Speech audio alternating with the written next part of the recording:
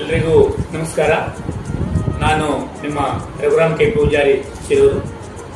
ಆತ್ಮೀಯರೇ, ಶ್ರೀ ಯರಗೇಶ್ವರ ಕ್ರೀಡಾ ಸಂಘ ಇದರ 23ನೇ ವರ್ಷದ ವಾರ್ಷಿಕೋತ್ಸವದ ಪ್ರಯುಕ್ತ ಇದೇ ಬರುವ ಡಿಸೆಂಬರ್ 3 ಮಂಗಳವಾರ ರಾತ್ರಿ 9:30ಕ್ಕೆ ಸರಿಯಾಗಿ ನಮ್ಮ ಶಿರೂರು ಆಚರಕೇರಿ ಮೇಲ್ಪಂಕ್ತಿ ಇಲ್ಲಿ ಜೈ ಗಣೇಶ್ ಖ್ಯಾತಿಯ ರವೀಂದ್ರ ಕಿಣಿ ನಿರ್ದೇಶನದ ಆರ್.ಜೆ.